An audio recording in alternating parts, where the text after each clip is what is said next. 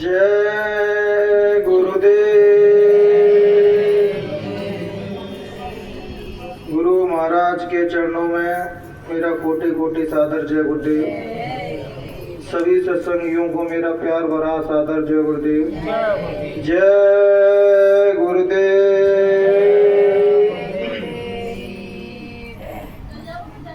बहनों भाइयों, हमारे जीवन में कुछ भी दुख है या सुख है तो वो हमारे कर्मों के अनुसार हमें सब कुछ मिलता है। कभी कभी हम ये सोचते हैं कि भाई और भी तो संत हैं, और भी लोग इस मार्ग पर चले हैं, तो हम लोग जब भी बैठते हैं तो कंक्लूजन उस चीज का एक ही निकला कि भाई कर्मों के अनुसार ही उसको इज्जत मिलती है और कर्मों के अनुसार उसको अपमान मिलता है। अपन कहते हैं कि भैया बूढ़े बड़ों की बेकदरी हो रही है घर में, तो हम लोगों ने मंथन करके एक ही चीज उससे निकाली कि जब उनको अपना कीमती समय भगवान को देना चाहिए था तब वो अपने बच्चों में ही ऐसे रमे थे, मतलब यही सत्य है। और फिर ये पता परमात्मा बच्चों के मुंह से, पत्नी के मुंह से या किसी के रिश्तेदारों के मुंह से अपन से अब शब्द क्यों बुलवाता है? ताकि परमात्मा कहता है अब तो इनसे मोह छोड़, अब तो इन्होंने जो आसक्ति जमा रखी है तूने वो छोड़। अगर जो तेरे होते तो तुझे जवाब क्यों देते, तुझसे गालियां क्यों देते? अब कहते अब तू मेरी राह पे आ जा। वो अपन को कईयों बार चेताता है मालिक कि तू मेरी तरफ आ जा, मेरी तरफ आ जा, लेकिन हमारी मोह ममता ही हमको इन्हीं में जकड़े रहती है और इसी के बंधन में बांधे रहती है। कुछ भी चीज संसार में बहनों भाइयों खराब नहीं है, खराब बस शर्त है हम उस चीज को जानते नहीं है। जैसे घर मकान बनाना सभी बनाते हैं, आपको ही बनाना है, बच्चों की अच्छी भरण पोषण करना है वो आप लोगों को करना है, अच्छी शिक्षा देना है वो सबको करना है, लेकिन उनमें आसक्ति नहीं रखना है कि सभी जे संतान प्रभु की है, मेरी तो ये जी मेरा ही तो हमारा मोह है और जी बंधन का कारण है। यहाँ पर सभी लोग आते हैं बहनों भाइयों, यहाँ प्रेम होगा वहाँ बंधन नहीं होगा, तो जब बंधन होगा वो प्रेम नहीं होगा। हम बंधन को ही प्रेम समझने लगते हैं, लेकिन बंधन प्रेम नहीं, वो मोह का कारण है। प्रेम हमको स्वतंत्रता देता है कि जाइए तो आगे बढ़िए, अपने जीवन में कुछ अच्छे अच्छे कार्य कीजिए, जिसके लिए परमात्मा ने तुमको भेजा है वो अच्छे अच्छे कार्य कीजिए। लेकिन पिछले समय में देखा था कि एक बच्चा है और आर्मी में नौकरी लग गई तो उसके माँ बाप मोह के कारण उसको आर्मी में नहीं जान देते। अरे मर गया तो क्या हो, अरे मृत्यु अगर उसकी यहाँ आ गई तो यहाँ रोक लोगे तो उसको यहाँ भी मर जाएगा। वो एक कहानी सुनाओ, भिंड की रियल घटना है बहनों भाइयों। मृत्यु के कारण एक सेना जो वो था आर्मी का एक लड़का मृत्यु के भय के कारण भिंड आ गया कि यहाँ नहीं मरूंगा, और उसके सांप के पिटोरा में घुस गए, जब कंडे रखती है वहां में सांप बैठा था, उसने उसको खा लिया। अब जो बताओ अगर वहां मरता तो उसे देश के लिए गर्वान से महसूस होता और देश उस पर नाच करता, लेकिन मरना तो तुमको वैसे ही है। लेकिन जब भगवान के पथ पर चलोगे बहनों भाइयों, गारंटी इसकी हम दे रहेगा, तुम सच्चाई के साथ चलोगे तो ना ही आप भूखे मरोगे, ना ही आपको कपड़ों की परेशानी होगी, ना पैसे रुपये किसी भी चीज की परेशानी नहीं होगी। लेकिन पता है जो बहनों भाइयों बाबा के बेच में जहाँ रुपया मांग रहे हैं, जहाँ रोडन पे फिर रहे हैं, वो संत नहीं है बहनों भाइयों। वो अपनी जिम्मेदारियों से भागने के लिए वो उन्हें स्वांग रचा है साधु का भेष रख के। लेकिन बहनों भाइयों हर भेष में साधु नहीं छिपा रहता। साधु तो वही है जिसका तन मन पूरा परमात्मा के लिए समर्पित है। अब सब साधु हुए तो क्या हुआ कि बीवी मर गई, घर में बहू बेटा ने लाता मार के भगाता है तो नहीं चलो साधु हो जाए कचुनाना, तो साधु तो ही है आजकल ज्यादा ऐसे ही। और वो समाज को कुछ दे ही नहीं सकते। यहाँ का नियम है बहनों भाइयों, अगर हम आपको 500 रुपए की कोई अच्छी बात बता रहे हैं या अच्छा आपका जीवन के लिए अच्छी राह बता रहे हैं तब तो मुझे 1 या 10 रुपया दोगे। और जब उनके साधु के पास कुछ है ही नहीं, मैं खाली दुकान फीके पकवान है उनका कहानी, तो वे भला दुनिया को क्या दे पाएंगे? वो दुनिया को तो वो ही दे सकता है पहले उसमें त्याग की खुद की भावना हो, और खुद ने कुछ त्याग की भावना से, समर्पण के भाव से, जग कल्याण की भावना से उस साधना भजन साधु हुआ है तो बहनों भाइयों आज नहीं तो कल उसकी मदद जरूर होती है, क्योंकि अब दुनिया के लिए जीना चालू कर दिया। जहाँ साधु होने के बाद भी केवल अपने बारे में सोच रहा है इंसान तो वो साधु नहीं हुआ। वो जिस दिन अपने दूसरों के लिए भजन करना चालू कर दिया, खुदा की इबादत दूसरों के लिए चालू कर दी, मेरा भजन मेरी साधना तो दूसरों के लिए है। बहनों भाइयों संत महापुरुषों के दरबार में कोई भी रो देता है, उनके दरबारों सच्चे हृदय से आता है तो साधु महात्मा वो दे देते हैं जो उनकी नियति में भी नहीं छिपा रहता, जो उनके भाग्य में भी नहीं है। वो तो भाग्य को भी बदल देते हैं बहनों भाई। ये तो संतों की मान्यता रहती है, जब परमात्मा भी नहीं कर सकता उस चीज को, उसको भी बदल देते हैं। तभी तो कहे कि संत बचन पत्थर की लीका और मोर मुकुट चाहे पड़ जाए बीघा। भगवान खुद कहते हैं अगर मेरा प्यारा, मेरा कोई भक्त इसको कह देगा, उसकी बात सत्य करने की जिम्मेदारी मेरी हुई जाती। इसका मतलब ये नहीं बहनों भाई परमात्मा से बड़े हो गए, नहीं, सबसे बड़ा स्थान तो परमात्मा ही दिया है, लेकिन वो परमात्मा के आसक्त हो चुके हैं। अब तो उन्हें इसकी बात सिद्ध नहीं करूंगा तो उसको मानेगा कौन, इसकी तरफ रुझान कैसे हुआ। तो आरे शुरुआत में बहनों भाइयों कोई भी काम करना आपको उतार चढ़ाव जीवन में आएंगे, और जो उतार चढ़ाव को खुशी खुशी हंसते हंसते उस परमात्मा की मौज समझ के सहता रहता है और चलता रहता है, निरंतरता बनी रहती है, साधना करता रहता है, दूसरों के कल्याण की भावना उसके निरंतर चलती रहती है कि मैं इनका भला कैसे कर दूं, इनके बच्चों को सुखी कैसे कर दूं, मुझे बच्चा बीमार है इसको कैसे ठीक कर दूं। समझना अब तुम्हारे अंदर महापुरुषों वाले जो संतों वाली कैटेगरी है, तब तुम कह सकते हो अपने आप को संत के हाँ हम संत है। केवल ये नहीं कि 10-20 लोग आगे पैर छीले व संत बन गए, दक्षिणा दे दे, नहीं। संत में एक क्वालिटी होना चाहिए, उसके अंदर दया होना चाहिए और हमेशा दूसरों के लिए जीवन उसका समर्पित होना चाहिए। अपना इतिहास भरा पड़ा है, संतों ने तो जग कल्याण के लिए अपने आप को जला तपा के हड्डियां निकाल के हड्डियों को पाउडर सा बना के वो जग कल्याण की भावना में दे दी, वही तो संत है।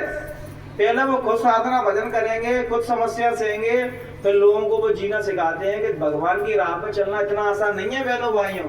ईमानदारी से चला जाए तो आसान नहीं है, और केवल बेईमानी से चला जाए, केवल हलवा पूड़ी जलेबी खाने के लिए बाबा हो गए, तो वो बाबा तो ही है, वो बाबा तो वही है। संत में उसी को कहता हूँ जो दूसरों के लिए अब जीवन चालू कर दिया, उसको दूसरों के दुख देख के उसकी आंखों में अपने आप आंसू आ जाए, वही तो संत है और वही सच्चे इंसान है बहनों भाइयों। आज हमारा हालत पशुओं से भी गई बीती है, जब पशु नहीं कर रहे अपने लिए जीना, अपने बच्चों को पालना, बच्चे ऐसे ही हम निस्वार्थ किसी को 2 रुपया नहीं दे सकते। अगर हम किसी को 1-2 रुपया देते तो पहले जी देखते हैं जाते हम शुद्ध क्या हुआ, जाते हमें क्या मिलेगा।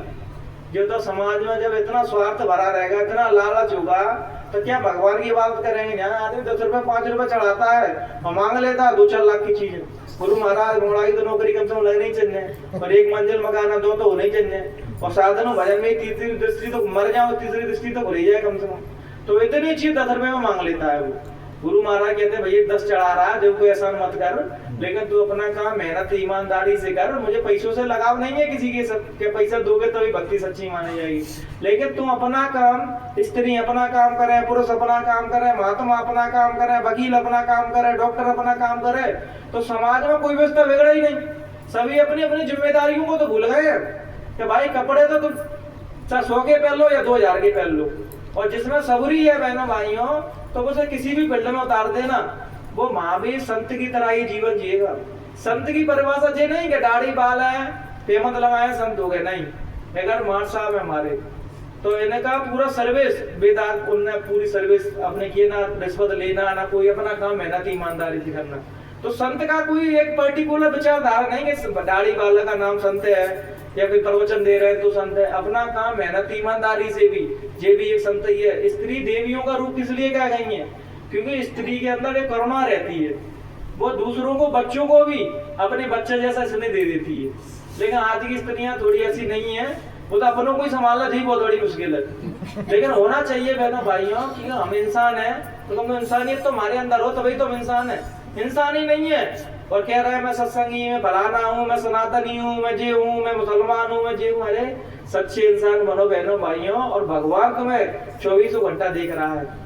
एक भक्त था बहनों भाइयों, तो एक बार महादेव पे कुछ फल फ्रूट लेके गया था चढ़ाने के लिए, तो रास्ते में ही एक बच्चा मिल गया बेचारा, जिसके तन पे कपड़े नहीं थे और बेचारे भीख मांग रहे थे, माँ बाप तीनों लोग।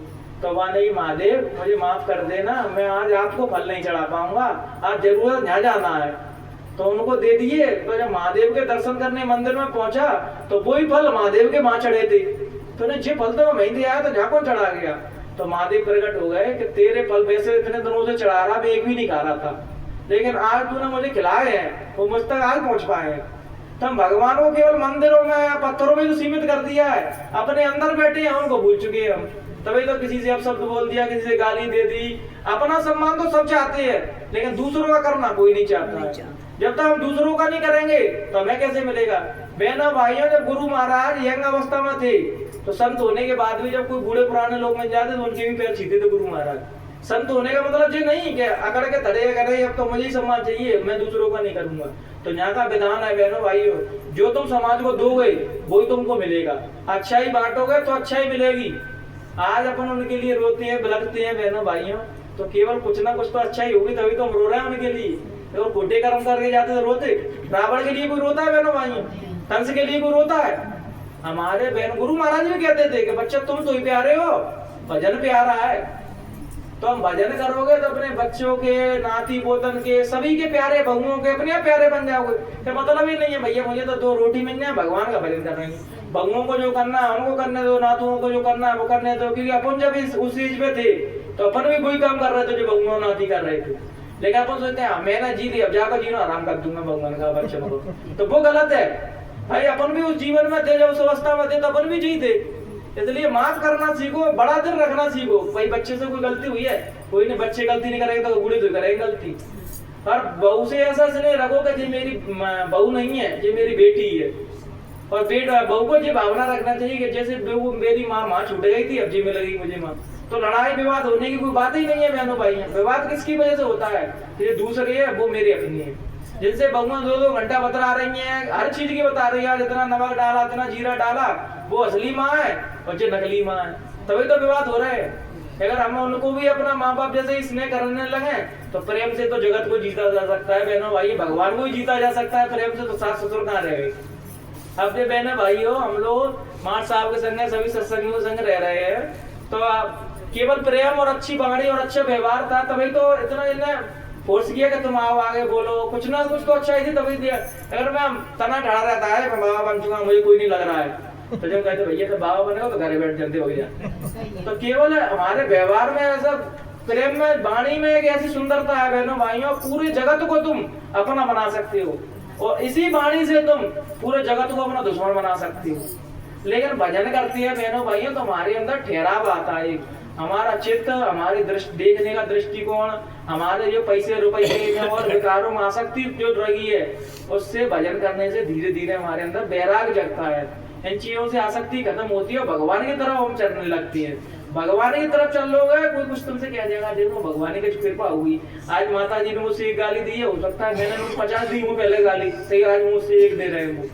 तो तरह से भक्ति के अंदर जो भावना आने लगती है कि हो सकता है मैंने उसके संग गलत किया होती है, आज वो मेरे संग कर रहा है। गुरु महाराज भी कहते हैं कर्मों का देश है, यहाँ अपने साथ कोई अच्छा और बुरा कर रहा है, अच्छा कर रहा है तो हो सकता है तुमने उसके साथ अच्छा किया होगा तभी तो वो तुम्हारे साथ अच्छा कर रहा है। बुरा कर रहा है तो हो सकता है तुमने उससे ज्यादा बुरा किया हो, उसका तब वो थोड़ा ही कर रहा है तुम्हारे साथ बुरा।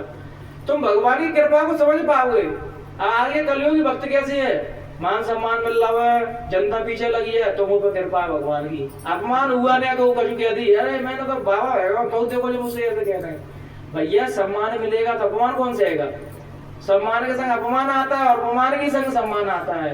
वो जो गुरु महाराज कहते लोग मुझसे इतनी गालियां दे देते, क्या क्या कहते रहते थे, तब भी मैं, हमारा चित्त डगमगाया नहीं, तुरंतता से भगवान की भक्ति में लगे रहे और सत्य का प्रचार करते रहे, जनमानस को एक अच्छा रास्ता दिखाते रहे। तो आज देखो उनकी ख्याति कहाँ, लोग कितनी श्रद्धा से, जो लोग पहले विरोध करते थे वो भी आज श्रद्धा की दृष्टि से हुजूर को देखती है। केवल किससे?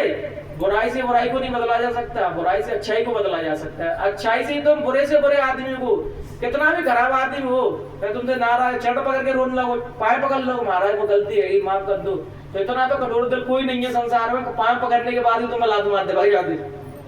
तो छोटे बनने में बहनों भाइयों परमात्मा की मौज को समझ पाएंगे। अगर हम सास बन गए, भाई ये कहा कि मैं सास बनेंगे, अब तो बहू नहीं है जो गुलाम है, तो मैं अपन फंस जाते हैं। यहाँ अपना बजावर का दर्जा, मेरी बेटी है, बेटी से भी तो गलती होती तो उसे कैसे माफ कर देते थे हम, और बहू को माफ नहीं कर पाते हैं। इसलिए बहनों भाई भगवान के मार्ग पर चल रहे हो तो पहले बहन एक दूसरे से प्रेम करना सीखो और सबको इज्जत देना सीखो। जैसे ही जैसे तुम लोगों को इज्जत दोगे, रिस्पेक्ट करोगे लोगों की, तो लोग तुम्हारी इज्जत करेंगे। फिर लोग यही माता है मैंने घर में जाके, अरे वो इतना अच्छी है, वो भैया इतने अच्छे है, वो फलाने आदमी इतने अच्छे हैं, केवल हमारी अच्छाई का तो प्रचार हो रहा है। इसी से चाहो तो दुश्मन जगत को बना लो और इसी से चाहो तो जगत को पूरा अपना बना लो। पैसा रुपया बहनों भाइयों मूड पर धर के कोई नहीं ले जाएगा बहनों भाइयों, लेकिन मरगटा में केवल अपनी अच्छाई जाएगी कि इसने क्या अच्छे काम किए। तो उधर प्रेम से जय गुरुदेव करोगे ना तो बहू की तारीफ करोगे, मर कटा इतनी अच्छी बहन जी थी वो, इतने अच्छे भाई साहब थे, जब भी मिल जाते बस सर झुका के हमसे जय गुरुदेव करते, जय गुरुदेव भाई साहब, जय गुरुदेव बहन जी। लेकिन आज हमने तो उस सच्चाई को भूल के आज हमने बहनों भाइयों क्या काम में लग गए हैं, मान बढ़ाई में, दूसरे को नीचे दिखाने में।